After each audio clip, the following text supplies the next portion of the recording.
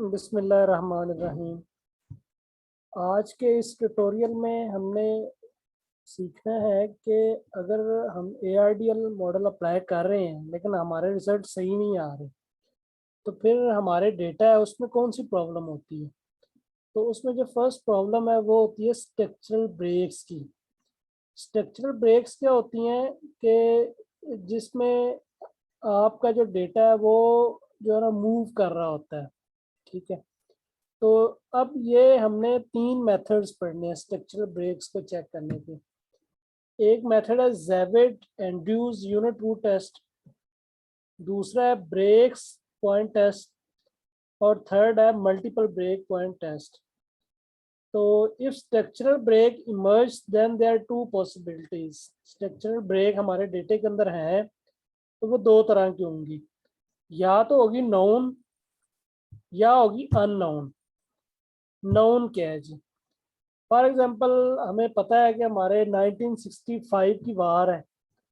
वो सपोज अगर वार वो डेटा 1960 से हम ले रहे हैं तो 1965 की जो वार है उसको हम इग्नोर नहीं कर सकते। उसके बाद 1971 की सेपरेशन है, Pakistan India separation, case of Pakistan. इसके बाद 9/11, 2008 का फाइनेंशियल क्राइसिस और अभी रिसेंटली 2022 का जो कोविड-19 है। तो ये हमारे डेटे के अंदर ब्रेक्स आई हुई हैं। ठीक है, तो ये हमें अगर पता हो तो वो हम जो टेस्ट यूज़ करेंगे उसको हम चाउ टेस्ट कहेंगे। तो मैं आपको पहले बताता हूँ कि जब हमें स्ट्रक्चरल ब्रेक का नोन पता हो तो फिर हम जो है ना वो कैसे अप्लाई करते हैं। तो मैं रिव्यूज़ ओपन करता हूँ। फर्स्ट ऑफ ऑल मेरे पास पहले ये मैंने पाकिस्तान के केस का डेटा लिया हुआ है। तो इसमें मेरा जो dependent variable as usual GDP per capita में ले रहा हूँ। उसके बाद फॉसल फ्यूल एनर्जी कंजम्पशन है। उसके बाद मैं कैपिटल ले रहा हूँ, ग्रॉस फिक्स कैपिटल फॉर्मेशन, और इसके साथ ये लेबर फोर्स है, और ये मैं एक्सपोर्ट का वेरिएबल ले रहा हूँ। सबसे पहले आपने सिंपल वेरिएबल्स सारे सिलेक्ट करने हैं। सिलेक्ट करने के बाद आपने क्या करना है, राइट क्लिक प्रेस करें और ओपन एज इक्वेशन आप करें। अब आपने बेसिकली OLS अप्लाई करना है, सिंपल लीस्ट स्क्वेयर्स अप्लाई करने हैं इसके ऊपर। ठीक है, यानी OLS अप्लाई करके आपने चेक करना है। तो ये मैंने सिंपल OLS अप्लाई किया है, लीस्ट स्क्वेयर्स, ओके मैंने प्रेस किया है। जब ओके प्रेस किया तो इस तरह की विंडो शो हो जाएगी। अब आपने क्या जाना है, व्यू के ऑप्शन में जाना है। व्यू में जाने के बाद स्टेबिलिटी डायग्नोस्टिक, यहाँ से आपने फर्स्ट ऑफ ऑल जाना है रिक्रूसिव एस्टिमेट्स OLS ओनली, क्योंकि हम OLS सिंपल अप्लाई कर रहे हैं। तो यहाँ पे पहले जी कॉसम टेस्ट है, हम कॉसम टेस्ट अप्लाई करते हैं। मैंने कॉसम टेस्ट अप्लाई किया है। तो अब ये देखें जो ब्लू लाइन है ये रेड लाइन को क्रॉस कर रही है। तो जहां से लाइन क्रॉस करेगी वहां से आपने चेक करना है। फॉर एग्जांपल 2008 है, क्योंकि मैं 1990 से 2020 का डेटा मैंने लिया हुआ है, तो इसमें जो डेटा में ब्रेक आ रही है वो 2008 में आ रही है। तो ये फॉर एग्जांपल हमें नाउन है, पता है। ठीक है, तो यहाँ से आप जज कर सकते हैं कि ब्रेक कौन सी है अगर नाउन हो तो। 2008 को हम चाउ टेस्ट अप्लाई करके चेक करते हैं कि ये ब्रेक एग्जिस्ट करती भी है या नहीं है। तो दोबारा व्यू के ऑप्शन पे जाना है। उसके बाद स्टेबिलिटी डायग्नोस्टिक, सबसे पहला लिखा हुआ चाउ ब्रेक पॉइंट टेस्ट, आपने इसको क्लिक करना है। तो कह रहा है इंटर 1 और मोर ब्रेक पॉइंट डेट्स। तो हम बेसिकली एक ही फाइंड करना चाह रहे हैं, वो जी 2008। हम चेक करना चाह रहे हैं कि 2008 जो हमें नाउन है ब्रेक, क्या वो इस डेटे में एग्जिस्ट कर रही है या नहीं कर रही। तो मैंने जस्ट सिंपल ओके प्रेस किया है। अब ये देखें, first of all check the null hypothesis. Null hypothesis है no breaks at specific break points. Specific break point means 2008। हमारा जो नल हाइपोथेसिस है वो ये कह रहा है कि 2008 में ब्रेक नहीं है। तो यहाँ पे अब चेक करें प्रोबेबिलिटी वैल्यू। प्रोबेबिलिटी वैल्यू हमारी सिग्निफिकेंट है और एफ की जो वैल्यू है वो ग्रेटर देन 4 है, इसका मतलब सिग्निफिकेंट है।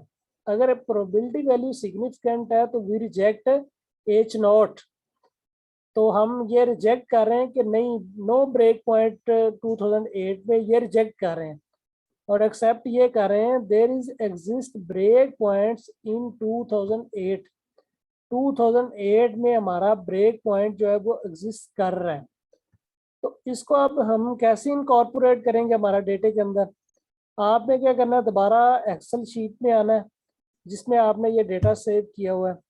सपोज मेरे पास ये डेटा सेव है पाकिस्तान के केस में, यहाँ से मैंने कॉपी किया था। अब आप क्या करें, यहाँ पे एक नया जो कॉलम जनरेट करें उसका नाम लिखें डम वेरिएबल 2008, यानी 2008 को आप as a dummy variables create करना है।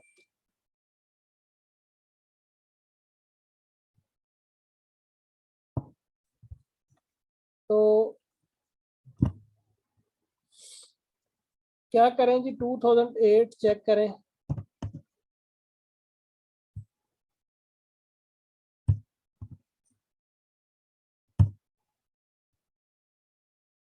अब सपोज हमारे पास 2008 है, तो मैं इस वाले कॉलम को यहाँ से कॉपी करता हूँ और इसको मैं इधर भी पेस्ट कर लेता हूँ क्योंकि मेरा डेटा काफ़ी लेंथी है। अब इसमें सर्च करें 2008 कहाँ पे, सपोज यहाँ पे है, यहाँ पे मैं लिख दूंगा 1, ठीक है। तो 2008 के नीचे मैं 1 लिख रहा हूँ। इस 1 का मतलब ये है कि यहाँ से आगे स्ट्रक्चरल ब्रेक एग्जिस्ट कर रहा है, ठीक है, 1। और इससे पीछे मैं लिखूंगा 0 कि इससे पीछे जो है वो स्ट्रक्चरल ब्रेक जो है वो एग्जिस्ट नहीं कर रहा। तो डमी वेरिएबल मैंने इनकॉर्पोरेट कर दिया है जो मेरा डम 2008 के नाम से है। मैंने क्या किया है, सिंपल जो है ना वो 2008, क्योंकि मेरा स्ट्रक्चरल ब्रेक पॉइंट निकला हुआ था तो मैंने 2008 से आगे 1 लिख दिया है। तो डमी वेरिएबल में 2 ही नंबर होते हैं, या तो एग्जिस्ट कर रहा है या नहीं एग्जिस्ट कर रहा है। 0 और 1 की लैंग्वेज होती है। तो मैंने क्या करना है, अब ये सारे डेटे को कॉपी करना है। दोबारा कॉपी करने के बाद इसको मैं दोबारा ईव्यूज में ले जाऊंगा। अब सपोज ये मेरे पास ईव्यूज फाइल है। अब मैंने पुराना जो मॉडल है यहाँ से डिलीट कर देना है। ये मैंने मॉडल सारा डिलीट कर दिया। तो कंट्रोल एन करके मैंने दोबारा लिया। ये हमारा मॉडल शुरू हो रहा है 1990 से और 2020। तो इसमें ये कमांड में आपने डेटा लिखने के बाद एंटर करना है। तो यहाँ पे आपने 1990 से ऊपर सारा पेस्ट कर देना, कंट्रोल वी करके। अब ये हमारा पास जो है ना ये डेटा सारा इस विंडो में आ चुका है। इसमें ये देखें डम 2008 का वेरिएबल भी इंक्लूड हो गया। अब मैं डम 2008 का वेरिएबल इनकॉर्पोरेट करके अपना जो ARDL मॉडल है वो अप्लाई करने की कोशिश करता हूँ कि वो फिट आता है या नहीं। सबसे पहले जो GDP पर कैपिटा LCU में लिए, उसके बाद फॉसिल फ्यूल है, उसके बाद ग्रॉस फिक्स कैपिटल है, लेबर है, उसके बाद एक्सपोर्ट है और फिर लास्ट पे डम 2008 है। इसको मैंने क्या करना, ओपन एज इक्वेशन में करने के बाद मैं क्या करता हूँ, सिंपल नीचे वाला ARDL ऑप्शन यूज करता हूँ। जब मैंने ARDL यूज किया तो ये लैग पूछ रहा है, यहाँ से 1 सेलेक्ट कर लें। इन लैग्स को आप चेंज भी कर सकते हैं। ये मैंने सपोज पहला कर लिया है। अब हम चेक करते हैं कि इसके रिजल्ट्स क्या आ रहे हैं। व्यू पे जाएं। सबसे पहले आप चेक करें कि लॉन्ग रन में रिलेशनशिप एग्जिस्ट कर रहा है या नहीं थ्रू बाउंड्स टेस्ट। तो ये मैंने नीचे बाउंड टेस्ट अप्लाई किया है तो ये है 1.13। तो ये एफ की वैल्यू ये अपर बाउंड से लेस है। इसका मतलब ये हमारा लॉन्ग रन रिलेशनशिप भी एग्जिस्ट नहीं कर रहा, तो फिर हम आगे नहीं चल सकते। इस तरह दोबारा एस्टिमेट पे आए। अब हम लैग इसके चेंज करके चेक कर लेते हैं। मैं यहाँ पे 2 कर लेता हूँ, यहाँ पे भी 2 कर लिए। तो इसके बाद अब चेक करें कि जाके बाउंड टेस्ट अप्लाई हुआ है या नहीं। कोफिशिएंट डायग्नोस्टिक्स बाउंड टेस्ट, अब भी वही सिचुएशन है 1.13। तो इसका मतलब ये हमारा जो है ना वो मॉडल सूटेबल नहीं है, अभी भी सेट नहीं हो रहा। तो इसका मतलब जेविड एंड्रयू से जो हमें रिजल्ट्स आ रहे थे स्ट्रक्चरल ब्रेक का सही हमें पता नहीं चल रहा। तो इसका मतलब डेटे के अंदर कुछ और भी प्रॉब्लम्स हैं। तो पहले तो मैं आपको सारे स्ट्रक्चरल ब्रेक टेस्ट करना बताऊंगा कि किस तरह करते हैं। तो इसका मतलब ये है कि नाउन जो हमारा पहला जो टेस्ट है डॉम 2008, उस तरीके से आपने कोशिश सारी कर ली है। अब आपने क्या करना है, यहाँ पे आपने एड इन्स की ऑप्शन में जाना है। सबसे ऊपर वाली ऑप्शन है एड इन्स। एड इन्स के अंदर आपने डाउनलोड एड इन्स में आ जाना है, दूसरी ऑप्शन पे आने के बाद आपकी थोड़ी सी इस तरह डाउनलोडिंग होगी। तो इसके अंदर से आपने जेविड एंड्रयूज यूनिट 2 टेस्ट सर्च करना है। तो सपोज ये सबसे एंड वाला जो है ना ZAUROOT रूट, आपने क्या करना है, इस पे जब पहुंच जाना है तो आपने इसको इंस्टॉल करना है। मेरे पास क्योंकि ऑलरेडी इंस्टॉल है फिर भी मैं कर लेता हूँ। ये इस तरह थोड़ा सा एग्जीक्यूशन होगी। कह रहा है Zivot Andrews updated successfully, okay press कर देना। अब आपने क्या करना है, ये मेरे पास जो है ना वो जेविड एंड्रयूज इसमें एडिंग्स में आ गया, क्योंकि ये मेरे पास ओल्ड वर्जन है, प्रीव्यूज 9 में यूज़ कर रहा हूँ, तो इसमें जो है ना वो अवेलेबल नहीं है। जेविड न्यू जो वर्जन है उनमें अवेलेबल है। तो अब मैंने पकड़ना है dependent variable. Zivot Andrews dependent variable के अंदर यूज़ होता है। तो इसमें देखें ये मैंने नोट्स भी बनाए हुए हैं, इस पर मैंने प्रोसेस भी लिखा हुआ है कि आप इसको ब्रेक करके ना तरीका नोट कर लेना। सबसे पहले आपने क्या करना है, एडिंग्स की ऑप्शन में जाना है, उसके बाद जेविड एंड्रयूज को डाउनलोड कर लेना। ओके, उसके बाद क्या है, सिलेक्ट वेरिएबल, यानी डिपेंडेंट वेरिएबल आपने सिलेक्ट करना है। ठीक है, तो डिपेंडेंट वेरिएबल सिलेक्ट करें आप। यहाँ पे मेरा यहाँ पे LCU GDP LCU है, इसको मैंने ओपन किया है। तो ओपन करने के बाद सिंपल आप यहाँ पे जेविड एंड्रयूज यूनिट रूट टेस्ट पे आ जाए, इसके ऊपर प्रेस करें तो वो पूछ रहा है इंटरसेप्ट है और 4 लैग्स है। तो मैं बहुत कर लेता हूँ इंटरनेट इंटरसेप्ट, और जिस पे मर्जी आप चेक कर लें। ओके मैंने प्रेस किया है।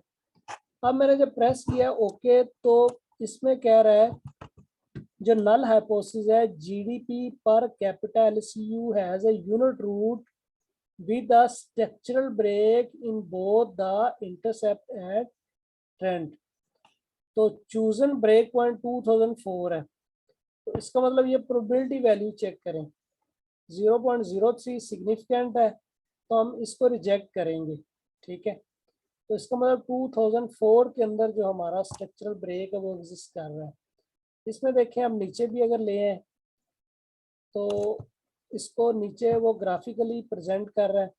इसमें देखें 4 में यहाँ पे स्ट्रक्चरल ब्रेक है, यहाँ पे उसने लाइन जो है ना वो ड्रॉ की हुई है। तो अब हम इनकॉर्पोरेट करते हैं जेविड एंड्रयूज टेस्ट से हमें पता चला है कि यहाँ पे 2004 जो है वो हमारा जो स्ट्रक्चरल ब्रेक्स है। अब हम यहाँ पे 2004 को भी इनकॉर्पोरेट कर लेते हैं। तो जब आपने जेविड एंड्रयूज के टेस्ट अप्लाई करने हैं तो आपने वहाँ मेंशन करना है कि डम 2004, ये जेविड एंड्रयूज ने हमें बताया स्ट्रक्चरल ब्रेक। तो यहाँ पे 2004 पे आ जाए, ये जी 2004 है। ये यहाँ पे क्या करें, आप 2004 से आगे जितने भी कह रहे हैं कि स्ट्रक्चरल ब्रेक एग्जिस्ट कर रही है और पीछे स्ट्रक्चरल ब्रेक एग्जिस्ट नहीं कर रही, तो सिंपल अब आप इसको 2004 को भी जो है वो सारे डेटे को कॉपी करके उसमें ले जाएं। इसको कंट्रोल सी मैंने किया है, इस सारे को मैंने रिमूव कर दिया है।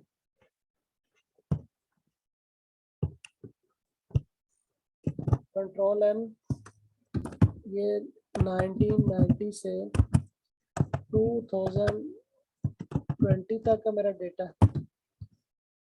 उसके बाद यहाँ पे मैंने डेटा लिखा, ओके प्रेस किया, तो इस तरह मैंने सारा डेटा जो है ना वो इसमें कर लिया। अब मैं वही मॉडल सेलेक्ट करता हूँ, जीडीपी पर कैपिटा, उसके बाद fossil fuel, gross fix capital, labour और एक्सपोर्ट और डम 2004, इसको मैं सेलेक्ट कर रहा हूँ। ओपन एग्जीक्यूशन किया मैंने।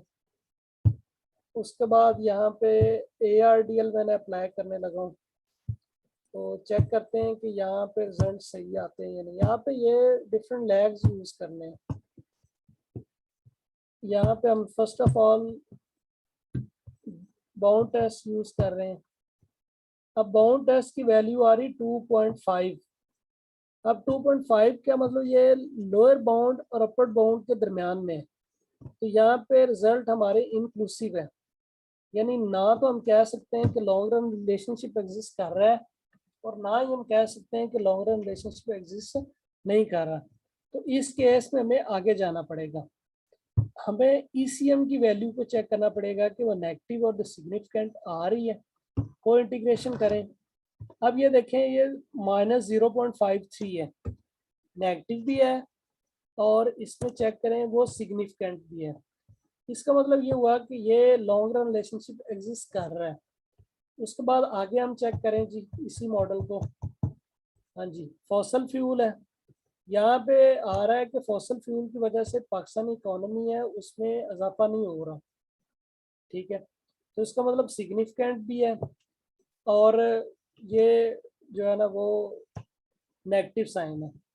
और जो कैपिटल है वो भी मेरा सिग्निफिकेंट है और उसके बाद जो लेबर है वो भी सिग्निफिकेंट है और इसमें डमी वेरिएबल मेरा जो है वो एक्सपोर्ट इनसिग्निफिकेंट है और मज़े की बात डमी वेरिएबल सिग्निफिकेंट है और ये सिग्निफिकेंट होना भी चाहिए।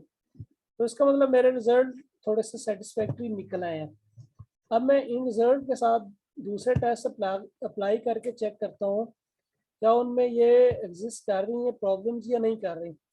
ओके मैंने प्रेस किया है, तो इसका मतलब ये फंक्शनल फॉर्म इसकी सही है। रीसेट टेस्ट मैंने अप्लाई किया है, प्रोबेबिलिटी वैल्यू 0.12 निकली है, तो इसका मतलब है 2004 का जो डम वेरिएबल जो हमें ज़ेविड एंड्रयूज ने बताया उसके मुताबिक ये फंक्शनल फॉर्म सही है। उसके बाद इस पे हम दूसरे टेस्ट भी अप्लाई करते हैं, हेट्रो का टेस्ट अप्लाई करते हैं। ये मैंने पहला टेस्ट अप्लाई कर लिया बाय डिफ़ॉल्ट। अगर मेरा अब ये 0.17 आ रहा है, इसका मतलब ये भी सही है, मेरी हेट्रो की प्रॉब्लम भी एग्जिस्ट नहीं कर रही है। उसके बाद नेक्स्ट मैं नॉर्मेलिटी टेस्ट अप्लाई कर रहा हूँ 0.89 0.22, इसका मतलब मेरा डाटा नॉर्मल है। तो इसके बाद हम चले जाते हैं यहाँ पे जो मेन हमारा जो है क्यूसम और क्यूसम स्क्वायर चेक करते हैं कि इसके कैसे है। जस्ट आपने कॉपी किया है और क्विक में चले गए, एस्टिमेट इक्वेशन यहाँ पे पेस्ट कर दी।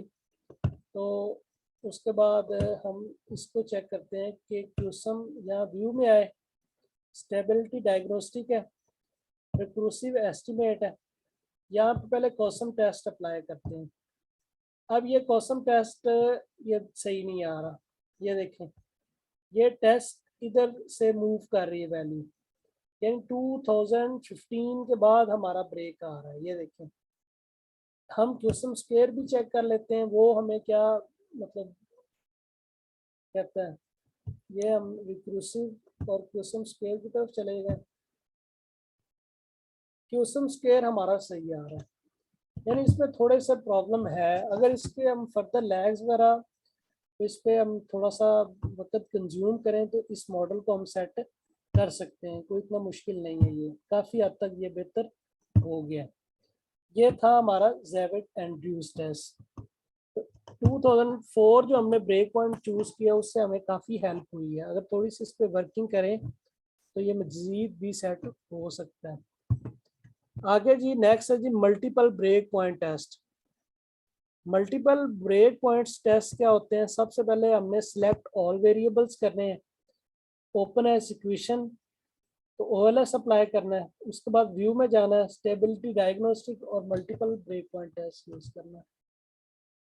तो देखें जी, फर्स्ट ऑफ ऑल मैंने मॉडल स्पोज मैंने सिलेक्ट किया है, जीडीपी पर कैपिटा एलसीयू, उसके बाद फॉसिल फ्यूल, और नेक्स्ट मैंने कैपिटल और फिर लेबर और फिर एक्सपोर्ट।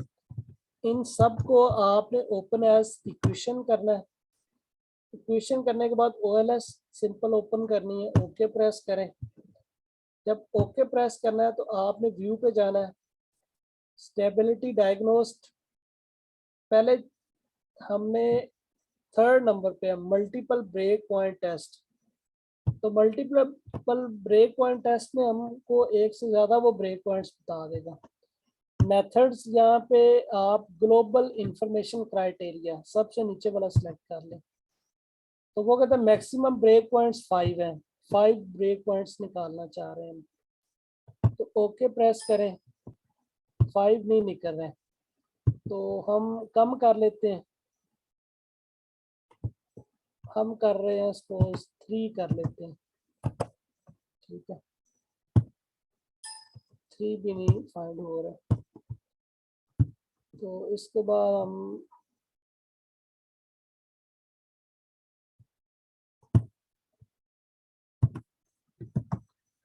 वन कर लेते हैं।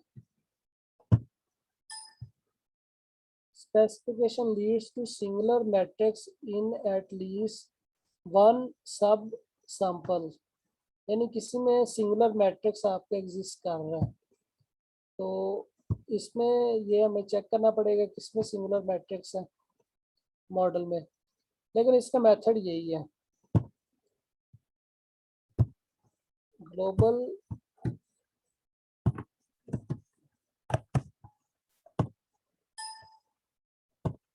इसमें कोई प्रॉब्लम आ रहा है इसलिए इसको सॉल्व नहीं कर रहा।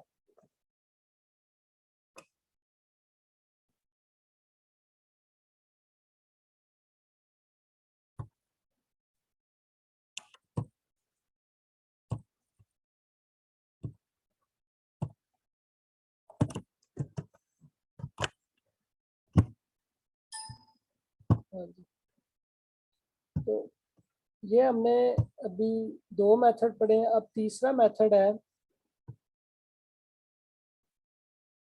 ग्रिगोरे हैंसन मेथड। ग्रिगोरे हैंसन को इंटीग्रेशन अप्रोच, ये भी बेसिकली हमें स्ट्रक्चरल ब्रेक के बारे में बताता है, तो ये मैं आपको स्टेटा पे सिखाऊंगा कि किस तरह करते हैं, और ये नेक्स्ट क्लास में लेक्चर होगा। थैंक यू, अल्लाह हाफिज़। आपने इनकी प्रैक्टिस करनी है अच्छी तरह।